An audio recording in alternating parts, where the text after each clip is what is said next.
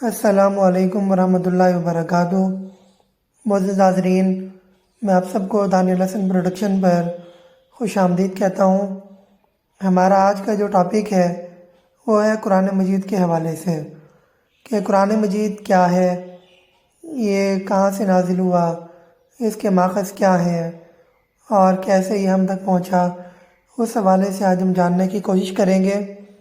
قرآن مجید اللہ تعالیٰ کی ایک کتاب ہے جو اللہ کی وحی پر مشتمل ہے، جو ہمارے پیارے نبی حضرت محمد صلی اللہ علیہ وسلم پر نازل ہوئی۔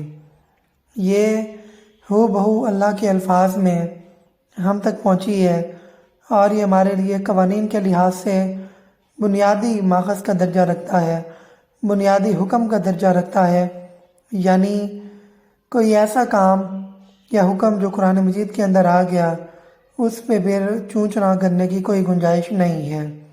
اس کا قرآن کا جو میننگ ہے یا معنی ہے وہ کیا ہے؟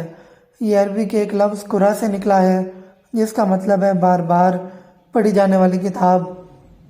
اب سوال یہ پیدا ہوتا ہے کہ آیا کہ قرآن مجید کی ڈیفینیشن جو ہے وہ کیا ہے؟ کئی مسلمان جو مفکر ہیں یا مذہبی اسکالر ہیں انہوں نے کوشش کی کہ اس کی تعریف کر سکیں، لیکن قرآن مجید اپنے معنی و مفاہیم کے اعتبار سے اتنی بڑی کتاب ہے کہ کوئی اس کی ایک جامع تعریف نہیں بنا سکا۔ البزداوی نے اس کی ایک تعریف کی ہے، جو مسلمان مفکر ہے۔ اس نے کہا ہے کہ قرآن مجید ایک کتاب ہے جو اللہ کے آخری نبی حضرت محمد صلی اللہ علیہ وسلم پر نازل ہوئی اور ان کے ذریعے ہم تک پہنچی ہے۔ اس کو ایک جامع تعریف مانا گیا ہے۔ اس کے بعد قرآن مجید کے کچھ صفاتی نام ہیں جن کی کل تعداد 55 ہے، جن میں سے الکتاب ہو گیا، الفرقان، النور، یہ قرآن مجید کے نام ہو گئے۔ پھر قرآن مجید کیا ہے؟ قرآن مجید ہمارا بیسک سورس آف لا ہے، یعنی سب سے پہلے ہم اگر کوئی چیز ڈھونڈیں گے، تلاش کریں گے تو وہ قرآن مجید کے اندر تلاش کریں گے۔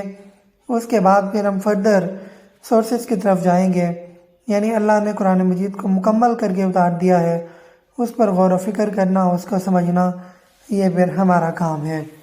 قرآن مجید کی تقسیم کیسے کی گئی ہے؟ قرآن مجید کی جو تقسیم ہے وہ 30 پارے ہیں جن کو ہم پارہ کہتے ہیں، اجزاء کہتے ہیں۔ چیپٹرز یا ابواب وہ 114 ہیں جن کو ہم سورہ کا نام دیتے ہیں۔ 1114 جس میں سے 86 جو ہیں وہ مکی صورتیں ہیں جو مکہ میں نازل ہوئیں، اور 28 مدنی صورتیں ہیں، 6000 سے زائد اس کی آیات ہیں۔ اسی طرح اگر ہم احکامات یا پورشنز کے حوالے سے دیکھیں تو 3 ہمیں اس کے حصے نظر آتے ہیں۔ پہلے حصے کے اندر یہ ہے کہ قرآن مجید مذہب کیا ہے اور مذہبی جو ہمارے ڈیوٹیز ہیں، جیسے اللہ پر ایمان، آخرت کے دن پر ایمان، یہ ہمارے مذہبی عقائد ہیں، ان کے بارے میں۔ دوسرا جو حصہ ہمارا وہ اخلاقیات کے بارے میں ہے۔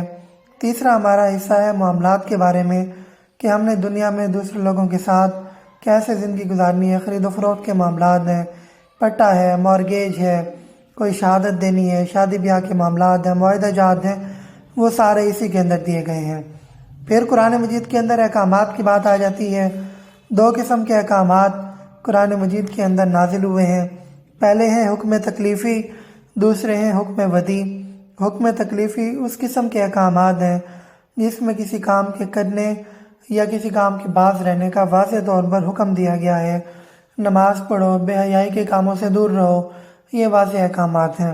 حکم ودی کسی چیز کے بارے میں حکم دینا یا روکنا اشارے کی صورت میں، یعنی پھر اس کو سمجھنا پڑتا ہے کہ کس چیز کے بارے میں حکم دیا گیا ہے، تو وہ ہمارے پاس حکم ودی کے اندر آ جاتا ہے۔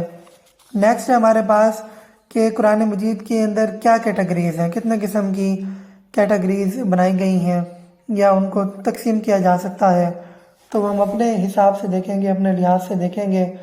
تو اس کے اندر پہلے نمبر پہ ہمارے پاس وہ احکامات ہیں جن میں کسی کام سے روکا گیا ہے، جیسے جوا، سود، زنا اور دیگر برائیوں سے وہ روکا گیا ہے۔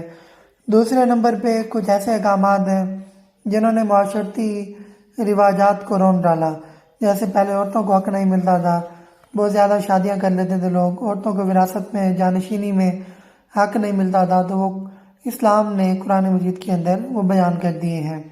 پھر بچوں کے حقوق ہو گئے، تیسرے نمبر پہ غلاموں کے حقوق ہو گئے جو کہ پہلے زمانے میں نہیں دیے جاتے تھے، ڈسیبلز کے حقوق ہو گئے، ان کے بارے میں قرآن مجید میں واضح طور پہ بیان کیا گیا۔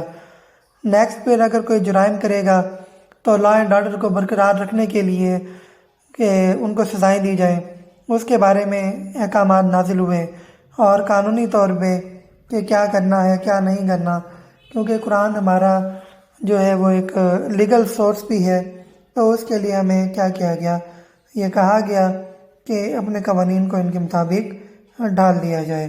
یہ احکامات زیادہ تر جو ہے قانونی احکامات مدنی صورتوں کے اندر نازل ہوئے ہیں۔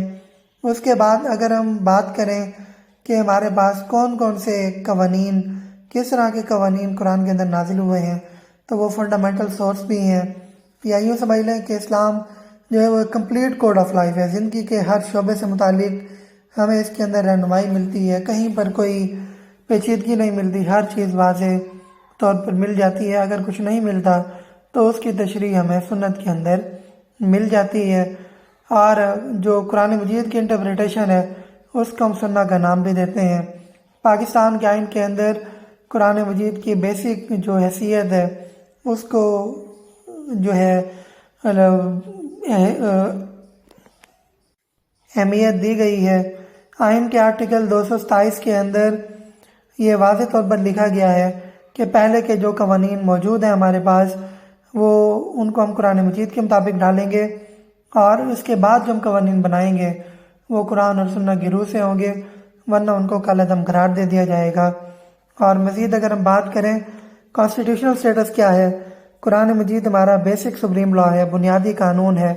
ہم دیگر جتنے بھی قوانین بنائیں گے وہ اسی کو مد نظر رکھ کر بنائیں گے، اس سے ہٹ کر ہم کوئی قانون نہیں بنا سکتے، اور یہی ہمارا مطمع نظر ہے، ہماری حکومت کا مطمع نظر ہے، ہمارے ملک کا مطمع نظر ہے۔ تو ہم نے اسی چیز کی بنیاد پہ ایک الگ وطن حاصل کیا تھا۔ تو ناظرین، یہ ایک مختصر سا قرآن مجید کا تعارف تھا جو ہم نے آپ کے سامنے پیش کیا۔ اسی طرح ہم آپ کے لیے جنرل نالج کے حوالے سے، قانونی رہنمائی کے حوالے سے اور دیگر جو چیزیں ہیں وہ ہم آپ کے سامنے لاتے رہیں گے۔ آپ کو یہ پیغام کیسا لگا ہمیں آپ کمنٹ میں ضرور اپنی رائے سے آگاہ کیجیے گا۔ پھر ملیں گے ایک نئی ویڈیو کے ساتھ، تب تک کے لیے اللہ حافظ۔